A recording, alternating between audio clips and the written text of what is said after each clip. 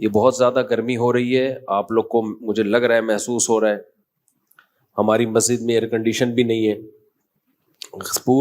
اس پورے علاقے میں نا سب سے غریب مسجد ہماری ہے. لوگ کہتے ہیں مفتی صاحب تو کروڑوں روپے چندہ کرتے ہیں, اگر کروڑوں چندہ ہوتا تو ہماری مسجد کا یہ حال نہ ہوتا. باتیں کرنے پر گورنمنٹ کی طرف سے کوئی پابندی نہیں ہے, لوگ پھینکتے رہتے ہیں اس مولوی کو دیکھو امریکہ جا رہا ہے, فلاں جا رہا ہے, فلاں جا رہا ہے, بہت پیسہ آ رہا ہوگا. تو آ رہا ہوتا تو یہ حال ہوتا. آپ کہہ سکتے ہو گھروں میں لگا رہا ہوگا مولوی, گھر جا کے بھی دیکھ لو ہمارے, میرے گھر میں اے سی نہیں ہے ابھی تک. خیر اس کی ایک اور حکمت بھی ہے, وہ لگوا دوں گا میں. اتنا بڑا مسئلہ ایسا نہ ہو مجھے زکوٰۃ دینا شروع کر دیں کل اے سی کوئی زکوٰۃ میں لے آئے کہ لگا دو یار. اللہ نے مجھے بہت دیا الحمدللہ. اصل میں مجھے 4 جگہ لگانا ہے. مسئلہ یہ ہے کہ ہر چیز مجھے 4 سے ضرب دینی پڑتی ہے, اور پھر لگا دیں گے کوئی اتنا اللہ نے بہت دیا ہے, پھر اس کے بل اس کو کنٹرول کرنا ممکن نہیں ہے, پھر وہ 4 گنا اسی کا مطلب ڈبل سے ڈبل. اللہ نے اتنا دیا ہے وہ بھی ہو جائے گا, لیکن ایک اور حکمت بھی ہے, وہ میں کیوں بتاؤں آپ کو, ساری باتیں کیا میں بتا دوں. میں چاہتا ہوں تھوڑا سا مشقتوں کا عادی رہے انسان. میں خود بھی رات گرمی میں ہی سویا ہوں, حالانکہ ہمارا جو مہمان خانہ ہے نا جہاں مہمانوں کو ٹھہراتے ہیں وہاں اے سی میں نے لگایا ہوا ہے, ایئر کنڈیشن, لیکن میں خود گرمی میں سوتا ہوں. کیوں اپنے آپ کو چھوئی موئی بنا رہے ہو؟ زیادہ چھوئی موئی نہ بناؤ اپنے آپ کو. اللہ نے مجھے اتنا دیا, جو ظاہر ہے 4 گھروں کو چلا رہا ہو تو کیا وہ اے سی میں نہیں سو سکتا؟ تو دفتر میں ہم نے لگایا ہے مہمان خانہ جہاں لوگوں کو ہم ٹھہراتے ہیں, جو کوئی بہت دور سے آ جائے, کوئی قریبی رشتے دار آ جائے تو اس کے لیے لگایا ہوا ہے. لیکن میں خود اس میں نہیں سوتا. سو سکتا ہوں میں اس لیے کہ اللہ نے گرمی کا موسم جو دیا ہے نا وہ گرمی لگانے کے لیے دیا ہے, گرمی سے بھاگنے کے لیے بولو نہیں دیا. سردیاں جو اللہ نے دی ہیں سردی لگانے کے لیے دی ہیں, سردیوں سے بھاگنے کے لیے نہیں دی ہیں. تو خدا کا واسطہ اتنے چھوئی موئی مت بنو, انسان کے بچے بنو. بہت زیادہ چھوئی موئی بن چکی ہے. ابھی جو دیکھو حاجیوں کی اتنی ساری اموات ہوئی ہیں, وجہ کیا ہے؟ اور بھی وجوہات ہوں گی اس کی, لیکن حاجیوں کی بہت ساری اموات کی ایک وجہ یہ بھی ہے کہ ایئر کنڈیشن سے نکلنا ہی لوگوں نے چھوڑ دیا ہے. تو یہ پسینہ اللہ نے کیوں رکھا ہے بھائی؟ دیکھو چلتا ہوا دریا جو ہے, چلتا ہوا پانی, وہ فریش ہوتا ہے. ہماری باڈی میں نا جب تک یہ چلتی پھرتی رہے گی, مختلف قسم کے فضلات اس کے ہماری باڈی سے مختلف طریقوں سے نکلتے رہیں گے تو فٹ رہیں گے ہم. کہیں بھی بریک لگا دی نا, اب اللہ نے مختلف طریقے رکھے ہیں. ایک طریقہ ہے پسینہ, اس سے بھی ہماری باڈی فریش ہوتی ہے. قبض ہو جائے کسی کو تو ٹینشن میں آئے گا نا, خوراک ہم کھاتے ہیں وہ بھی خارج ہوتی ہے. نبی صلی اللہ علیہ وسلم حجامہ کرواتے تھے مہینے میں ایک دفعہ, تھوڑا سا بلڈ نکال دیتے تھے, اس سے بھی ہماری باڈی کیا رہتی ہے؟ فریش رہتی ہے. خواتین کو مینسز ہوتے ہیں, ان کی انرجی کا بہت بڑا حصہ اس میں ضائع ہوتا ہے, لیکن وہ مینسز ان کی صحت کے لیے ضروری ہیں. بچے کی ولادت ہوتی ہے, نفاس کا خون آتا ہے, بہت زیادہ ان کی انرجی اس میں ضائع ہوتی ہے, لیکن وہ ان کی صحت کے لیے ضروری. یہ ساری چیزیں باڈی کو ریفریش کرنے کے لیے ہوتی ہیں. ریفریش سمجھتے ہیں, کمپیوٹر میں جب سسٹم میں گڑبڑ ہو تو کیا مارتے ہیں اس کو؟ ریفریش. ریفریش سے کام نہ چلے ری اسٹارٹ, ری اسٹارٹ سے بھی کام نہ چلے سافٹ ویئر اڑا دو, اس کا دوسرا ڈال دو اس میں. تو پسینہ نکلنا بھی ضروری ہے بھائی, خون نکلنا بھی ضروری ہے. اسی طرح جب شادی ہوتی ہے تو بھی انرجی استعمال ہونا شروع ہوتی ہے, وہ بھی ہماری باڈی کا حصہ ہے. جو لوگ بہت عرصہ اپنی بیویوں سے دور رہتے ہیں, سال 2 سال, ان کے بھی دماغ خراب ہونا شروع ہوتا ہے. صرف مینٹلی ڈسٹرب نہیں ہوتے, ان کی باڈی بھی خراب ہوتی ہے. بڑھاپا جلدی آتا ہے ان لوگوں میں. تو اللہ کا بنایا ایک نے, جو عورتیں بچے کی ولادت روک لیتی ہیں وہ بھی جلدی بوڑھی ہو جاتی ہیں, کیونکہ وہ بھی ایک پروسیس ہے اللہ نے رکھا ہے, ان کی انرجی اس طرح سے یوٹیلائز ہو. بچے کی ولادت میں, بلیڈنگ میں وہ انرجی یوٹیلائز ہوگی تو باڈی ریفریش ہوگی. اگر وہ انرجی روک لی جائے کہ جی طاقت استعمال نہ ہو جائے کہیں، تو وہ رکنے سے کیا ہوگا؟ ایسا ہی ہے جیسے پانی میں، تالاب میں پانی رک گیا تو پانی کا بیڑا غرق ہو گیا، پرانا پانی نکلے گا تو نیا پانی بولو آئے گا۔ تو اس لیے تھوڑا سا اپنے آپ کو مشقت ہو، کل میں سویا نہیں ہوں گرمی کی وجہ سے، پسینے پسینے پسینے پسینے پسینے، ہم نے کہا کوئی بات نہیں، انجوائے کرو اسی کو، ٹھیک ہے، ایسی کی تیسی، سمجھتے ہو، انجوائے کرو انہیں پسینوں کو۔ تو اس لیے اپنے دیکھو، ہمارے مذہب پہ چلنا اس وقت تک ممکن ہی نہیں ہے جب تک آپ محنت کے عادی نہ ہو، اس وقت تک مذہب پہ چلنا ممکن ہے نہیں، کیونکہ مذہب آپ سے جگہ جگہ آپ کی خواہشات چھڑواتا ہے۔ تو جو برگر فیملی بچہ ہوگا، جو بالکل ہی چھوئی موئی زندگی گزارے گا، وہ کیسے شریعت پہ چل سکتا ہے؟ شریعت پہ چلنا نفس کی خواہش کی مخالفت کے بغیر ممکن نہیں ہے۔ بس ایک بات کر کے میں آگے چلتا ہوں، کیونکہ یہ ٹاپک نہیں ہے، آپ بولیں گے مفتی صاحب کیا میڈیکل سائنس لے کے بیٹھ گئے ہیں، پسینے پہلے ہی نکل رہے ہیں اور نکال رہے ہیں ہمارے پسینے۔ دیکھو ایک بات خوب اچھی طرح سمجھو، دنیا میں ٹینشنوں کی دو قسمیں ہیں۔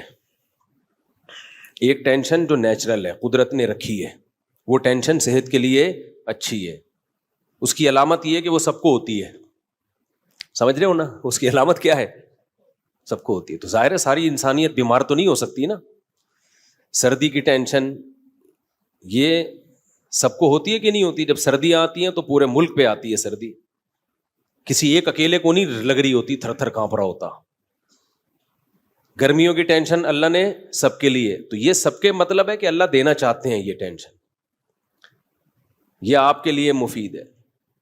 کبھی کبھار ہمیں زکام ہو جاتا ہے، یہ سب کو ہوتا ہے، دنیا میں کوئی ایسا آدمی میں نے نہیں دیکھا جس کو کبھی بھی زکام نہ ہوتا ہو۔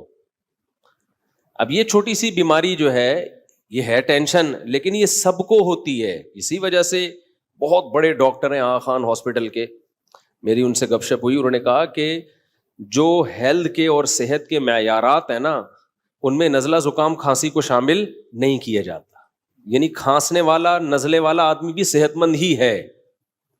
ہاں ایسا نہ ہو کہ کھانستا ہی آ رہا ہو بچپن سے، یعنی کبھی کبھار کھانسی زکام نزلہ، اس سے کیا ہوتا ہے؟ یہ وہ ٹینشنیں ہیں جو آپ کو بڑی ٹینشنوں سے بچا لیتی ہیں، آپ کا امیون سسٹم بوسٹ کر دیتی ہیں یہ۔ تو ان چیزوں میں پریشان ہونا۔ اسی طرح بچے جب پیدا ہوتے ہیں، بچہ چیخ چیخ کے روتا ہے، گلا پھاڑ پھاڑ کے، ہاں کچھ نہیں دیکھتا کہ یہ کمبخت کے باپ کے سونے کا ٹائم ہے یا ماں کے سونے کا ٹائم ہے۔ جب وہ روتا ہے تو اور وجہ بھی سمجھ میں نہیں آ رہی ہوتی۔ تو یہ کسی ایک ہی بچے کے ساتھ ہوتا ہے، یہ ہر بچے کے ساتھ ہوتا ہے، ہر بچے کے۔ اس کا مطلب یہ نیچرل ہے، یہ اس کے لیے ضروری ہے، نہیں روئے گا نقصان ہوگا اس کو۔ اس لیے ایک دم بچے کے رونے پہ مائیں آج کل کیا کرتی ہوں، میرا بچہ پتہ نہیں کیوں رو رہا ہے، وجہ ہی سمجھ میں نہیں آ رہی، ہاں اس کو چپ نہیں کراؤ، چپ رونے دو کمبخت کو، رونے دو پاگل آدمی۔ یہ نیچرل ہے بھائی، اللہ تعالیٰ تمہارے اندر برداشت پیدا کرنا چاہتے ہیں، اللہ دیکھنا چاہ رہے ہیں کہ تم گدھے تو نہیں ہو کہیں۔ دیکھو قرآن کہتا ہے کہ میں نہ کسی کا زبانی دعویٰ قبول نہیں کرتا جب تک اس کو آزما نہ لوں، یہ قرآن کے الفاظ ہیں سورہ عنکبوت کے۔ تو ہر انسان دعویٰ کرتا ہے میں خوش اخلاق ہوں، میرے اندر برداشت ہے، تو اللہ بچے کو کہتے ہیں چیخ، رو، بلا وجہ رو، کوئی ریزن نہیں ہونی چاہیے، اور ایسے ٹائم پہ رو جب ان کمبختوں کے سونے کا ٹائم ہو۔ اب جو پاگل ہیں ان کو غصہ آئے گا بچے کے اوپر، حالانکہ بچے کو کوئی قصور ہے، اس کو کیا پتا کہ سونے کا ٹائم ہے، جاگنے کا ٹائم ہے۔ تو پاگلوں کو غصہ کس پر آئے گا؟ بچے پر۔ وہ چیخیں گے چپ ہو جا، خاموش ہو جا، بے وقت چیختا ہے، گلا، مائیں کیا کہہ رہے ہوتے، گلا دبا دوں گی تیرا۔ تو فرشتے لکھ دیتے ہیں کہ ہے انسان، لیکن یہ جو ماں باپ ہیں یہ اصل میں گدھے ہونے چاہیے تھے، فرشتوں نے ان کو کیا بنا دیا؟ یعنی ہے انسان، سافٹ ویئر کون سے ڈلے ہوئے ان میں؟ ڈنکی والے۔ گدھے کے نامناسب ہے، سافٹ ویئر جو ان میں ڈلے ہوئے ہیں وہ کون سے ڈلے ہوئے ہیں؟ ڈنکی کے۔ اس لیے یہ بہت بہترین معیار ہے کسی کے اخلاق کو جانچنے کا کہ بچے پہ اس کو غصہ آ رہا ہے کہ نہیں آ رہا۔ اگر بچے پہ آ رہا ہے نا، جو ناسمجھ بچہ ہے، اس پہ غصہ آنا اس کی علامت ہے کہ آپ ادھر سے آؤٹ ہیں۔ بالغ پہ غصہ آنا بنتا ہے، کیونکہ وہ جو کر رہا ہے جان کے کر رہا ہے، غلط کر رہا ہے. وہ بچے کو کیا پتا بھائی صحیح کیا ہے اور غلط کیا ہے؟ تو بچے پہ کیوں غصہ آ رہا ہے آپ کو؟ اس کا مطلب آپ اوپر سے فارغ ہیں. آپ کو تکلیف ہونا ایک الگ بات ہے. تکلیف ہوتی ہے کہ بھائی نیند خراب ہو رہی ہے، صبح آفس جانا ہے، دفتر جانا ہے، چلو سمجھ میں آ رہا ہے. غصہ کس بات پہ آ رہا ہے؟ بچے پہ. اس میں تھوڑی اتنی سینس ہے. تو بچے کا رونا یہ نیچرل ہے، سمجھتے ہو؟ ہاں کوئی تکلیف ہو رہی ہے یا بہت زیادہ ہی روئے چلا جا رہا ہے تو ایک الگ بات ہے، لیکن صرف رونے پر پریشان ہونا یہ بیوقوفی ہے. اسی طرح بچوں کو موشن لگنا یہ بھی کیا ہے؟ بولتے کیوں نہیں؟ نیچرل ہے. سب بچوں کو موشن لگتے ہیں. قدرت نے ان کے پیٹ کی صفائی کا یہ سسٹم بنایا ہوا ہے. تو ایک دم پاگل ہو جانا، بچے کو موشن لگ گئے پاگلوں کی طرح چیخنا، یہ اس کی علامت ہے کہ موشن آپ کو لگنے چاہیے تھے، اصل میں غلطی سے اس کو لگ گئے. ہاں اس میں یہ ہے کہ جو سمجھدار ڈاکٹر ہیں وہ یہی کہتے ہیں، جو چائلڈ اسپیشلسٹ ہیں، کہ ہو گئے کوئی بات نہیں ہے، اتنی جلدی اس کو اینٹی بایوٹک کی ضرورت نہیں ہے، اتنی جلدی سیریس لینے کی ضرورت نہیں ہے، اور یہ نیچرل ہے. ہر بچے کو موشن لگتے ہیں، یہ نیچرل ہے بچوں میں. تو ہاں بہت زیادہ نہ ہو جائیں، اور وہ جو ڈاکٹر احتیاطی تدبیریں بتاتے ہیں وہ کرتے رہیں آپ، ORS وغیرہ. میں ڈاکٹر نہیں ہوں، کہیں کسی بچے کو 3 دن سے موشن لگے ہوئے آپ نے اور لگا دیے، اس کا مادہ فاسدہ سارا ہی نکل گیا. وہ حکیم صاحب کا قصہ سناتا ہوں نا میں، کہ مادہ فاسدہ حکیم صاحب نے کہا اس کا نکالو. ایک حکیم صاحب ہر ایک کو موشن کی دوا دیتے تھے. تو عطائی حکیم نا، جعلی حکیم ہوتے ہیں. میں نے ایسے حکیم بھی دیکھے ہیں، جو پیشنٹ جائے گا اس کو کہتے ہیں کہ پہلے ہم آپ کو جلاب آور دوا دیں گے، آپ کا پیٹ صاف ہوگا، باڈی نئے سرے سے ریفریش ہوگی، پھر ہم علاج کریں گے. پاگل آدمی تو کیا کر رہا ہے یار، ہر ایک کو موشن. تو اسی طرح ایک حکیم صاحب ہر ایک کو موشن کی دوا دیا کرتے تھے کہ پہلے مادہ فاسدہ نکلے گا، جو فاسد مادہ ہے نا وہ نکلے گا، پھر ہم علاج کریں گے. ایک بہت باریک سا آدمی چلا گیا، لوگوں نے کہا اس میں مادہ فاسدہ ہے ہی نہیں، مادہ ہی نہیں ہے، فاسد کہاں سے ہوگا؟ تو خدا کے لیے کچھ خیال کرنا. حکیم نے کہا نہیں، ہمارا علاج کا طریقہ یہ ہے کہ پہلے ہم مادہ فاسدہ نکالیں گے، اس کے بعد ہم علاج کریں. اس کو جلاب آور دوا دے دی، اس کا مادہ فاسدہ نکلنا شروع ہو گیا. حکیم کو لوگوں نے بلایا، بھائی یہ مر رہا ہے. حکیم نے کہا مادہ فاسدہ ہے، جتنا نکلے اتنا اچھا.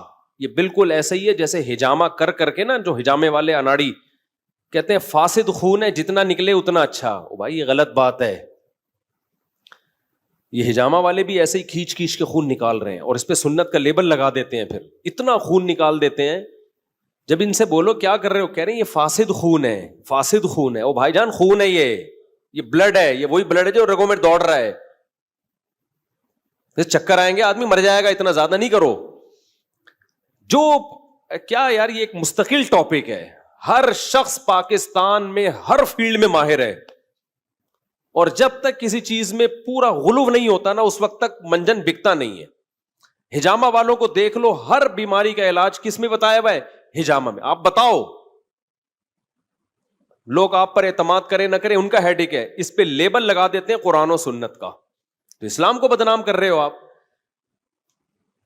ہر چیز ہجامہ، ابے بھائی ایسا ہی اگر ہوتا تو یہ ڈاکٹر پاگل ہیں. بڑی بڑی یونیورسٹیاں بنی ہوئی ہیں، پورا میڈیکل سائنس کا ایک علم ہے، صدیوں سے لوگ اس میں ترقی کرتے کرتے آج ایک عروج پہ پہنچے ہیں. وہ سارے منجن بیچ رہے ہیں. ان سب کو چاہیے کلینک بند کر کے بس سرنج لے کے خون چوستے رہے لوگوں کا. تو ایسا کچھ بھی نہیں ہے. تو میں ہر طبقے سے ملتا ہوں، تو جتنے پھینکو پاکستان میں، قسم اٹھا کے کہہ سکتا ہوں، جتنے پھینکو آپ کو پاکستان میں ملیں گے، پوری دنیا میں اتنے بڑے بڑے پھینکو کہیں بھی نہیں ہے. خیر کیا کریں اب، کہاں وہ مادہ فاسدہ نکال کے پھر ہم بیان شروع کرتے ہیں. تو وہ حکیم نے کو لوگوں نے کہا کہ حکیم صاحب مادہ فاسدہ نکل رہا ہے، مر رہا ہے. انہوں نے کہا مادہ فاسدہ ہے، جتنا نکلے اتنا اچھا. بالآخر اس کا انتقال ہو گیا، قبر میں دفنا دیا. لوگ حکیم کی کلینک پر آئے، اس کے مطب پہ آئے، کیا ہوا ہے بھائی، یہ تو مر گیا. حکیم نے کہا شکر کرو مادہ فاسدہ نکال کے مرا ہے، ساتھ لے کے نہیں گیا قبر میں، فریش ہو کے گیا. بالکل کوئی باڈی کے اندر گندگی بولو نہیں، بالکل صاف ستھرا، نیٹ کلین. تو ایسا نہ ہو کہ بچے کو اتنے ایموشن لگ جائیں کہ وہ سارا ہی مادہ فاسدہ اس کا نکل جائے. اس لیے میں کوئی ڈاکٹر نہیں ہوں, آپ بچے کو چائلڈ اسپیشلسٹ کو دکھایا کریں, لیکن میں صرف ایک آپ کو سمجھانے کے لیے کہ چھوٹی چھوٹی چیزوں پہ جو بہت زیادہ ہم لوگ ایک دم ہائپر ہو جاتے ہیں, مائیں بھی پاگل ہو جاتی ہیں, ہائے کیا ہو گیا, ہائے کیا ہو گیا. کچھ بھی نہیں ہوا بھائی, سب بچوں کے ساتھ رونا پیٹنا بھی ہوتا ہے, چیختے بھی ہیں, چلاتے بھی ہیں, موشن بھی ہوتے ہیں, اور بخار بھی ہوتا ہے بچوں کو. اور بچپن میں جتنا بخار ہو جائے نا وہ زیادہ اچھا ہے. دیکھو شو مارنے کے لیے نہیں کہہ رہا, میں 16-17 سال کی عمر سے لے کے نا مجھے اب تک کتنے وبائیں آتی ہیں, کتنے مسائل ہوتے ہیں, اللہ کا شکر ہے مجھے فیور نہیں ہوتا, اللہ نے بچایا ہوا ہے. اس کی وجہ کیا ہے؟ مجھے صرف ایک دفعہ فیور ہوا ہے, وہ ہجامے کی وجہ سے. وہ اتنا زیادہ ہجامہ کر دیا تھا, مادہ فاستہ نکالتے نکالتے میں ہی مرنے لگا تھا. خیر پھر وہ ملیریا نے اٹیک کیا, اور ایک آدھ دفعہ ہلکا پھلکا اور ہو گیا ہوگا. وجہ کیا ہے؟ ہمیں بچپن میں ڈاکٹر اچھا مل گیا تھا. جب بخار ہوتا تھا نا بچپن میں, تو میری والدہ مجھے ایک سرجن کے پاس لے کے جاتی تھی, اور وہ آرمی کے سرجن تھے اور اچھے جنرل فزیشین بھی تھے وہ. تو وہ کیا کرتے تھے, وہ ہمیں ہلکی پھلکی دوا دیتے تھے وہ ڈاکٹر صاحب. ہمارا بخار چلتا تھا 15-20 دن. تو والدہ ان سے کہتی تھی کہ بھائی اس کو جلدی ٹھیک کر دیں.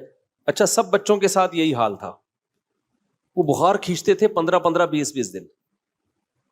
تو اب جلدی ٹھیک کرو بھائی. وہ کہتے تھے کہ دیکھو بچوں کا ابھی نا جو امیون سسٹم ہے نا وہ اس وقت ڈیولپ ہو رہا ہے, وہ بن رہا ہے. اگر ابھی سے ان کو اینٹی بایوٹک دے کے ہم بخار کو چلتے رہیں گے نا تو بڑے ہو کر بیمار ہی رہیں گے. پھر ہونے دو, کوئی مسئلہ نہیں ہے, 15-20 دن کھینچنے دو اس کو, خود ہی ٹھیک ہوگا یہ. تو وہ اس ڈاکٹر کا ہم پر اتنا احسان ہے, میں تو اس کے لیے دعائیں کرتا ہوں. اچھا پبلک پھر اس ڈاکٹر کے پاس جاتی نہیں تھی, مائیں نہیں جاتی تھی. مائیں کہتی تھی بچہ ٹھیک ہی نہیں ہو رہا. وہ کہتا نہ ہو, کوئی مسئلہ نہیں, کوئی ڈینجرس نہیں ہے, کھینچنے دو, 15 دن 20 دن 1 مہینہ لگ جائے, کوئی مسئلہ نہیں ہے, آرام کراؤ, اسکول کی چھٹیاں کرا دو اس کو. تو اس ڈاکٹر کی کوئی لفٹ نہیں کراتا تھا. ان کے بارے میں مشہور تھا کہ یار ان کے پاس جا کے بندہ ٹھیک نہیں ہوتا. تو ایک اور ڈاکٹر تھے, پھر لوگ ان کے پاس لے جاتے تھے مائیں. ہماری اماں نہیں لے کر گئی ہمیں. ہماری اماں نے کہا بھائی ٹھیک ہے یہی کھلاتے رہو ہلکا ہلکا. وہ ایک بس لال سا سیرپ دے دیتے تھے, پیناڈول ٹائپ کا ہوتا تھا میرا خیال ہے. تو جو پڑوس میں ایک اور ڈاکٹر تھے وہ بیٹھے ہوتے تھے انجیکشن لے کے نا, ہیوی اینٹی بایوٹک لے کے. ادھر گیا ٹھک بندہ ٹھیک, سمجھ رہے ہیں نا. تو لوگ کہتے تھے یار یہ بندہ ہے ٹھیک, یہ ڈاکٹر کیا ہے, یہ صحیح ڈاکٹر ہے, اس کے پاس جاؤ 2 دن میں بندہ باقاعدہ دوڑنے لگتا ہے. تو یہ خیانت ہے ڈاکٹروں کی. ڈاکٹروں میں بھی دونوں طرح کے ڈاکٹر ہوتے ہیں, اچھے بھی اور برے بھی. اب جو نوٹ چھاپنے کی جس کو فکر ہوگی اس کو اس کی کوئی فکر نہیں ہے کہ یار میں جو اس اتنے سے بچے کو اتنی ہیوی اینٹی بایوٹک دے رہا ہوں اس کے ریزلٹ کیا نکلیں گے. کئی بعض دفعہ تو اینٹی بایوٹک ضروری ہوتی ہیں, تو یہ فیصلہ آپ نہ کریں یا میرے بیان سے فیصلہ نہ کریں کہ کھلانی ہے کہ نہیں, یہ ڈاکٹر ہی فیصلہ کرے گا. لیکن ڈاکٹروں میں بھی یہ بات دیکھنی چاہیے کہ کون سا ڈاکٹر لالچی ہے اور کون سا آپ کی صحت کے ساتھ بولو مخلص. تو میرے اوپر ڈاکٹر کا احسان ہے, انہوں نے مجھے ہیوی ڈوز نہیں دی, انجیکشن نہیں لگائے, اینٹی بایوٹک نہیں دی. اس کا اثر یہ نکلا میں کہاں کہاں نہیں گیا, ایسے ایسے علاقوں میں گیا ہوں جہاں انتہائی شدید سردی, اور ایسے ایسے علاقوں میں گیا ہوں جہاں انتہائی شدید گرمی, نزلے بھی ہوتا ہے, کھانسی بھی, زکام, سب کچھ.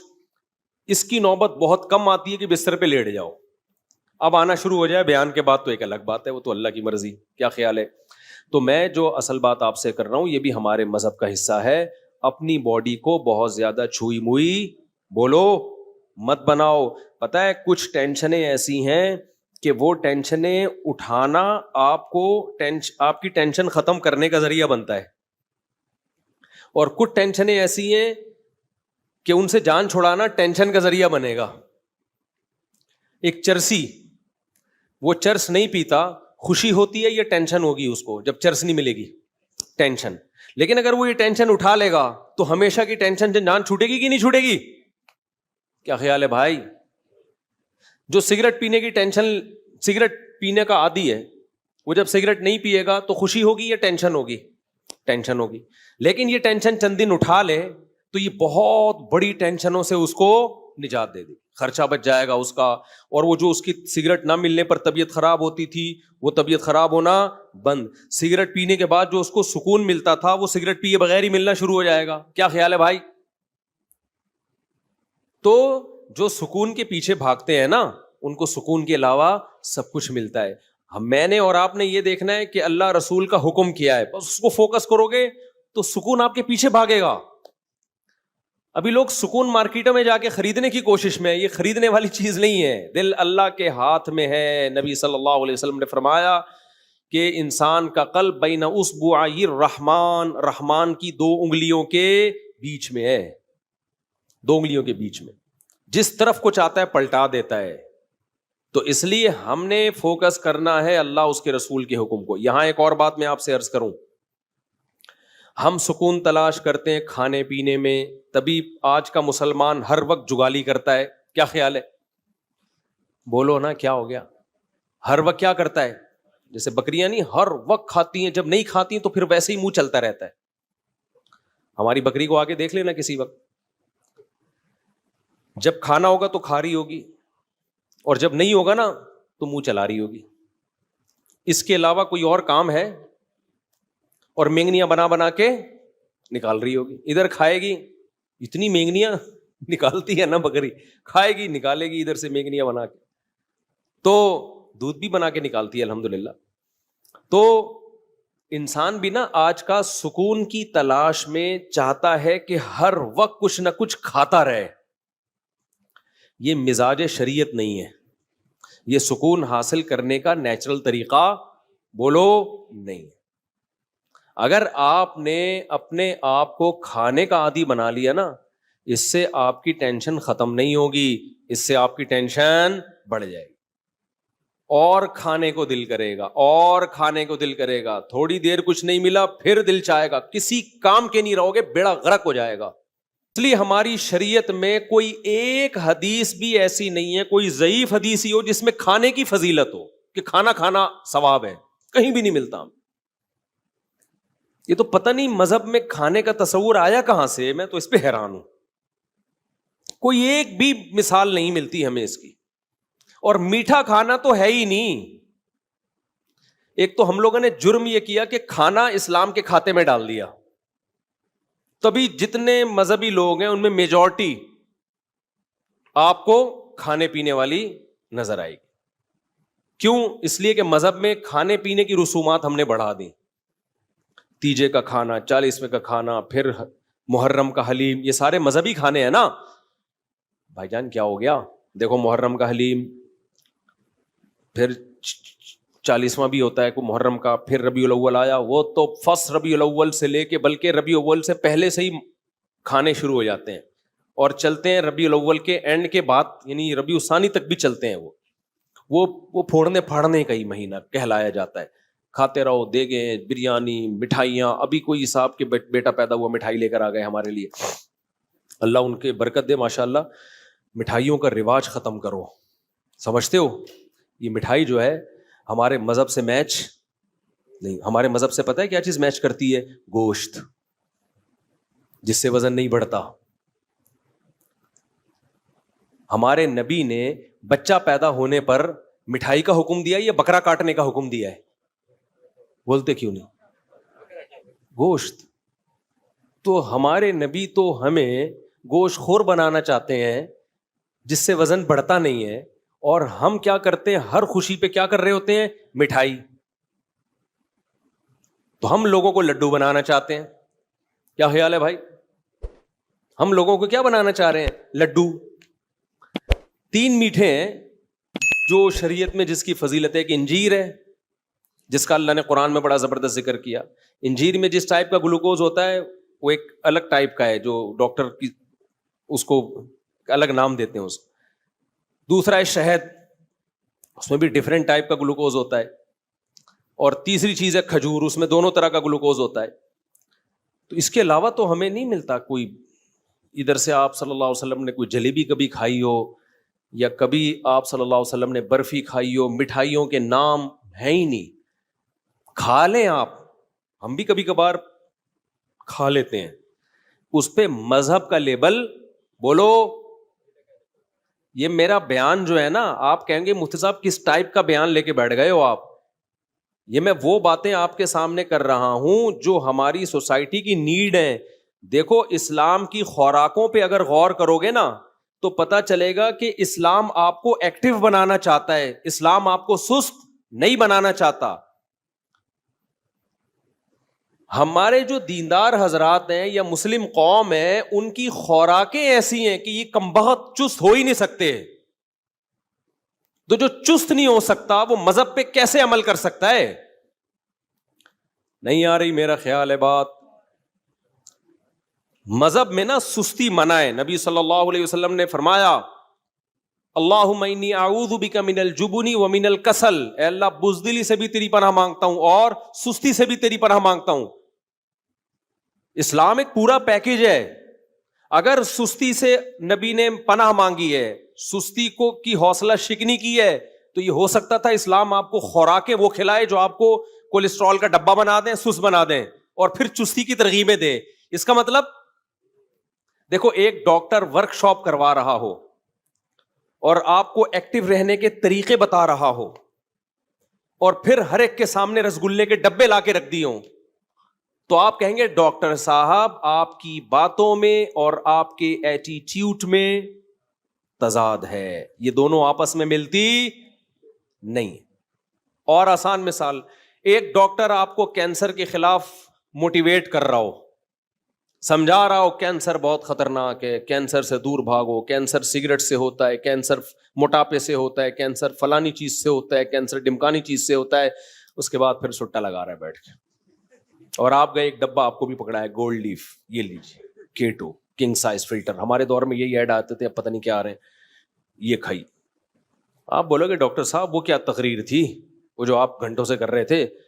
تو ڈاکٹر کیا, اصل میں مجھے لیکچر کے پیسے ملتے ہیں, تو لیکچر تو میں نے دینا ہے بھائی, اس لیکچر کے تو مجھے پیسے ملتے ہیں تو وہ تو میں نے دینا تھا, تو اس لیے باقی اب یہ ہمارا آپس کا معاملہ ہے, ہم سگریٹ پیتے ہیں کہ نہیں پیتے.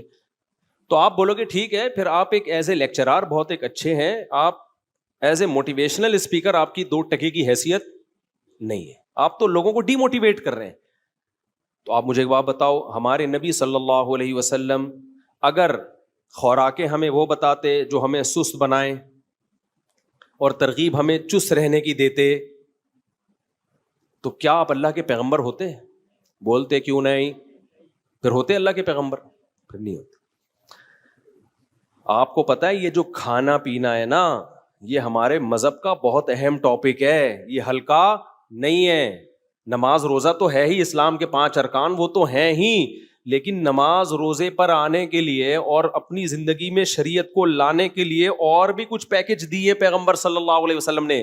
جب تک ان پیکجز کو ہم اختیار نہیں کریں گے, اسلام پہ چلنا ہمارے لیے ممکن نہیں ہوگا.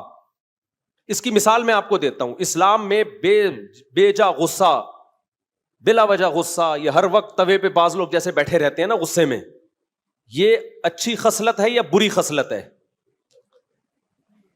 قرآن کہتا ہے والکاظمین الغیظ, نیک لوگ غصے کو کیا کرتے ہیں؟ پیتے ہیں.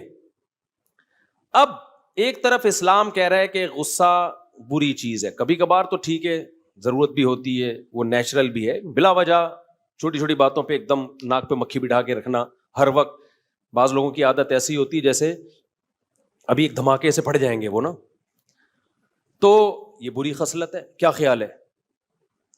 تو جب بھی کوئی عالم بزرگ غصے کا علاج کرے, جس کے پاس آپ جاؤ, تو وہ غصے کے دونوں پہلوؤں پہ غور کرے گا کہ ایسا تو نہیں ہے کہ آپ کو غصہ کسی روحانی وجہ سے آ رہا ہو, آپ میں تکبر ہے. غصہ جس کو زیادہ آتا ہے نا, 2 وجوہات ہوتی ہیں, ایک روحانی وجہ کا مطلب اس میں تکبر ہے, اس کے اندر اس کو یہ غلط فہمی ہو گئی ہے کہ میں بہت نیک ہوں. بعض لوگوں کو اپنے بارے میں یہ خوش فہمی ہو جاتی ہے کہ میں بہت بولو نیک ہوں. یہ بہت بڑی بیماری ہے, اور یہ ان لوگوں کو زیادہ ہوتی ہے جو مشہور ہوتے ہیں, جیسے ہم لوگ, جن کے لوگ ہر وقت تعریفیں کرتے رہتے ہیں, مفتی صاحب آپ اتنے اچھے, آپ اتنے اچھے. تو بعض دفعہ آدمی کو اپنے بارے میں وہم ہوتا ہے شاید واقعی میں بہت اچھا ہوں.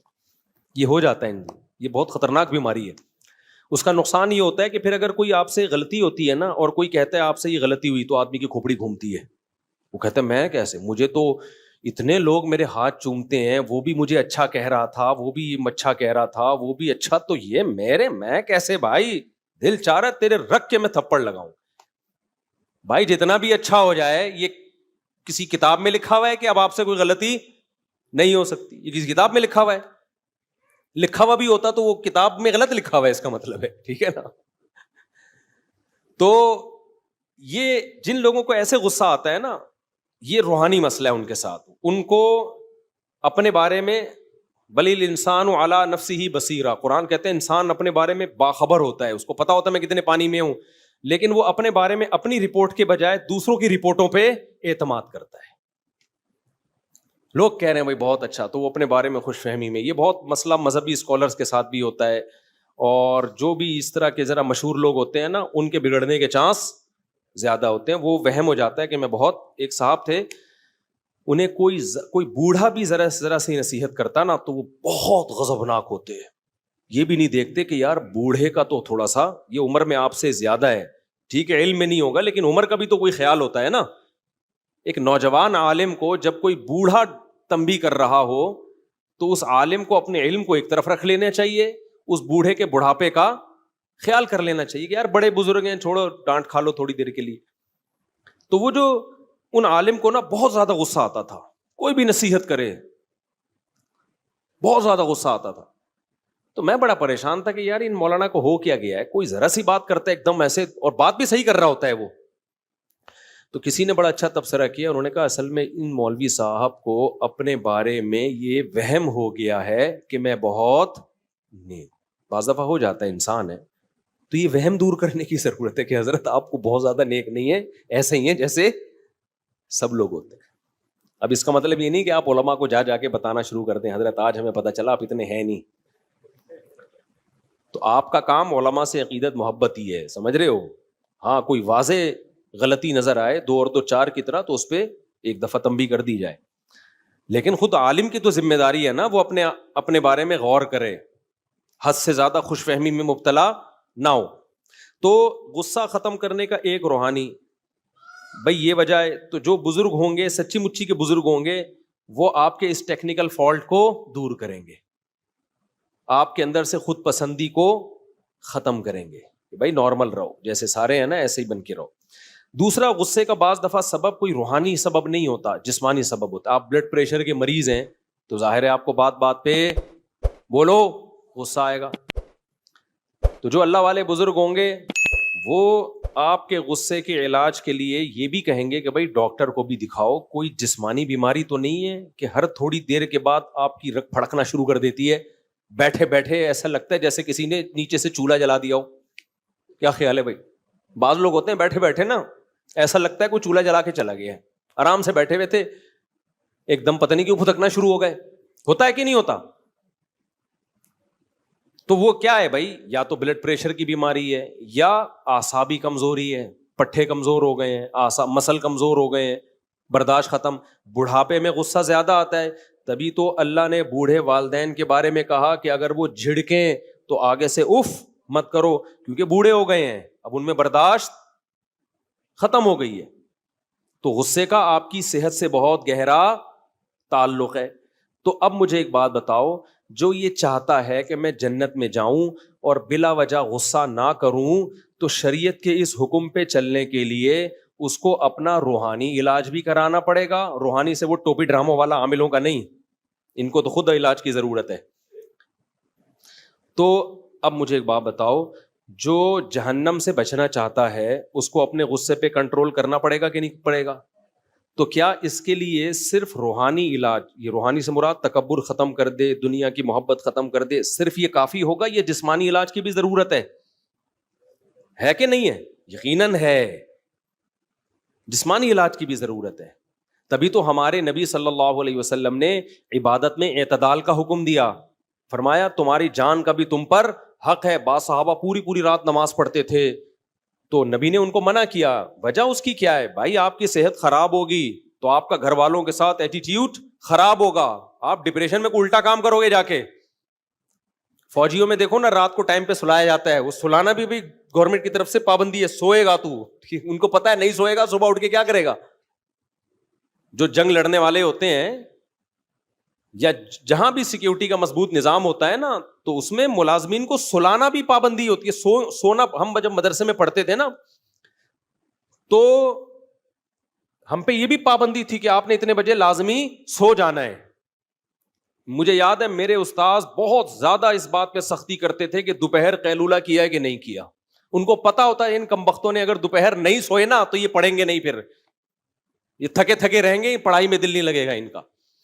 تو یہ خوب سمجھ لیں, مذہب پہ چلنے کے لیے, اللہ کو راضی کرنے کے لیے جیسے روحانی بیماریوں کا علاج کرنا ضروری ہے, ایسے ہی جسمانی بیماری کا علاج بھی ضروری ہے. اس کے بغیر آپ مذہب پہ نہیں چل سکتے. تو جیسے غصہ اسلام میں بری چیز ہے, خوش اخلاقی اچھی چیز ہے. نبی صلی اللہ علیہ وسلم نے فرمایا قیامت کے دن میرے سب سے قریب وہ ہوگا جس کے اخلاق سب سے اچھے ہوں گے. تو کیا مطلب سارے بلڈ پریشر کے مریض نبی کے ساتھ ہوں گے قیامت کے دن؟ بولو نا بھائی. نہیں, بلڈ پریشر والوں کا وہ تو کہاں ہوں گے, وہ تو اچھے اخلاق ان کے بہت مشکل ہے نا. اسی طرح یاد رکھو, ہاں ایک اللہ کی طرف سے بیماری مسلط ہو گئی, اس پہ تو پھر صبر کا ثواب ملتا ہے. وہ تو اللہ کی, جیسے ایوب علیہ السلام ساری زندگی بیمار رہے ہیں, اس میں ایوب علیہ السلام کا قصور نہیں تھا, وہ بیماری کس کی طرف سے تھی؟ اللہ کی. اور علماء کہتے ہیں ایسی بیماری میں صبر کی توفیق بھی ملتی ہے, جس میں انسان کی اپنی حماقت نہ ہو, بلکہ یہ کس کی طرف سے ہو؟ اللہ کی طرف سے ہو. ہماری بیماریاں ہماری اپنی حماقتوں سے ہیں, اللہ کی طرف سے نہیں ہیں, اپنی حماقتوں سے ہیں. تو اب میں یہ اتنی لمبی تمہید کے بعد آپ سے عرض کر رہا ہوں کہ اسی طرح جیسے اسلام میں غصہ حرام ہے, بد اخلاقی حرام ہے, اسی طرح اسلام میں سستی بھی کیا ہے؟ بولو, حرام. سست آدمی نماز پڑھ سکتا ہے؟ نہیں. فجر میں دیکھ لو, فجر میں کسی بھی مسجد میں پکے نمازیوں کا ریشو دیکھو, عام لوگوں کی بات نہیں میں کر رہا, کتنے تھوڑے نمازی ہوتے ہیں. تو یہ کیا اس کی علامت ہے کہ اتنے جو تھوڑے نمازی ہیں یہ اس لیے ہیں کہ قوم چست بہت ہے, ایکٹیو بہت ہے. نمازیوں سے نہیں اٹھا جاتا, نمازیوں سے فجر میں نہیں اٹھا جاتا. کیوں؟ سست ہیں.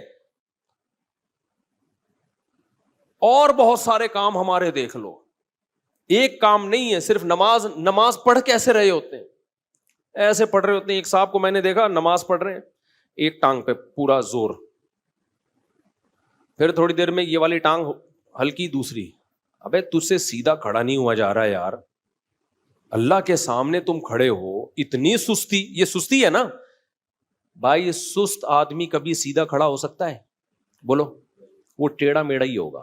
ہمارے شیخ حضرت مفتی رشید احمد صاحب رحمہ اللہ جب بیان کرتے تھے نا تو ٹیک لگا کے نہیں کرتے تھے, حالانکہ ان کی عمر 75-76 سال میں بھی ایسے کمر سیدھی رکھ کے بیٹھتے تھے یوں, اور کوئی ٹیڑھی کمر کے ساتھ بیٹھا ہوتا تھا نا یوں کر کے اس کو ڈانٹ کے سیدھا کر دیتے تھے. حضرت کو ہم نے نہیں دیکھا کبھی سیڑھیوں سے اترتے ہوئے سہارا لیا ہو, سیڑھیوں پہ چڑھتے ہوئے بھی ایسے ٹھک کر کے جاتے تھے. آج کیا ہے, پہلی منزل پہ جانا ہے لفٹ کے ذریعے جا رہا ہے. بھائی 2 سیڑھیاں چڑھ لے, یہ بہت ضروری ہے تیرے لیے, تھوڑے سے گھٹنے ایکٹیو رہیں گے نا. ابھی ایک کارپینٹر کو میں نے اپنے گارڈ کے ساتھ انڈا موڑ بھیجا. یہ انڈا موڑ یہ جہاں سے یعنی قریب ہی ہے, میرا خیال ہے 1.25 کلومیٹر ہے یہ. وہ کارپینٹر آدھے راستے میں بیٹھ گیا کہ تھوڑا ریسٹ کرنے دو, 1.25 کلومیٹر چلنے کے لیے. کتنا ہے؟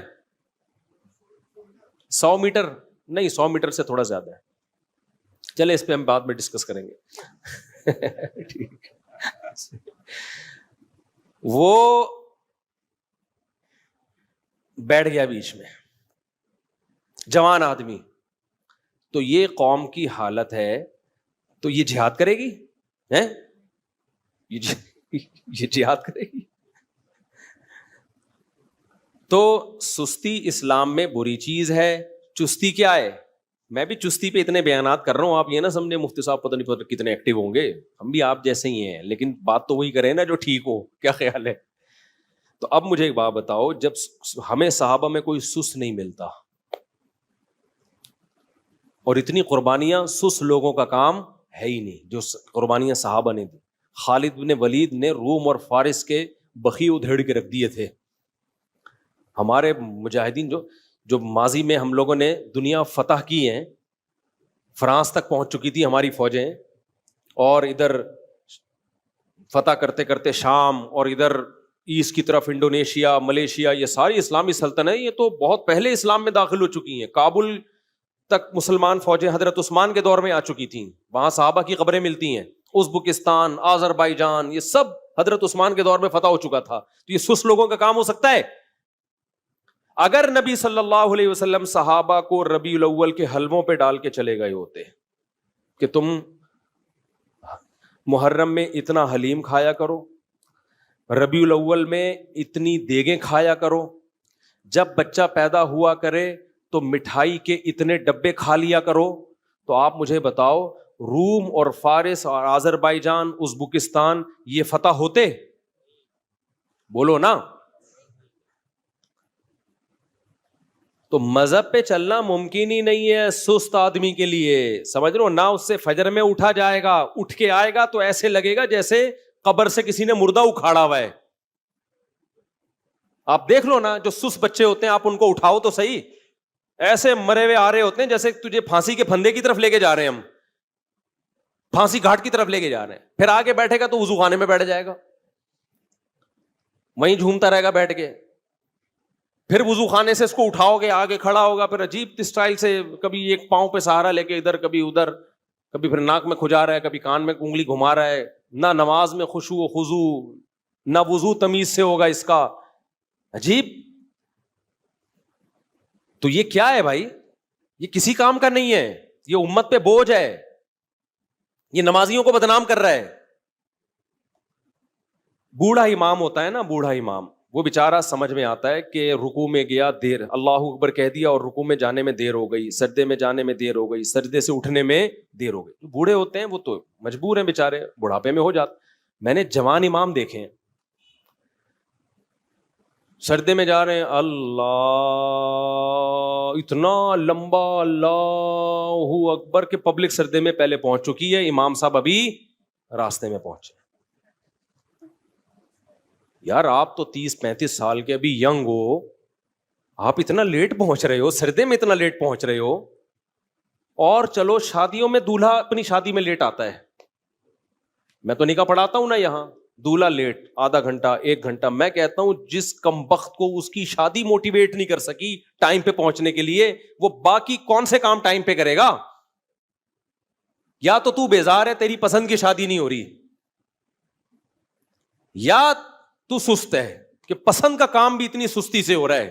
یہی وجہ ہو سکتی ہے نا بھائی تیری. کبھی چلو حادثہ بھی ہو جاتا ہے، ٹریفک جیم ہے، کوئی مسئلہ ہو گیا، لیکن نارملی بھی لوگ یہی کر رہے ہوتے ہیں. ہم بیٹھے ہوئے ہیں نکاح پڑھانے، ہم ٹائم پہ پہنچے ہوئے ہیں، حالانکہ میری نہیں ہو رہی شادی، پھر بھی میں ٹائم پہ پہنچا ہوا ہوں. اور اگلا کیا کر رہا ہے؟ جو دولہا ہے 1 گھنٹہ لیٹ، 1.5 گھنٹہ لیٹ. بس کر یار، تو نماز کیسے ٹائم پہ پڑھے گا جب تیری جو شادی جس میں اتنی دلچسپی ہے تجھے، وہ تو اتنی لیٹ کر رہا ہے، گھنٹہ بعد پہنچ رہا ہے تو. تو یہ مقصد کہ یہ قوم سست ہے یا نہیں ہے، مجھے یہ بتاؤ.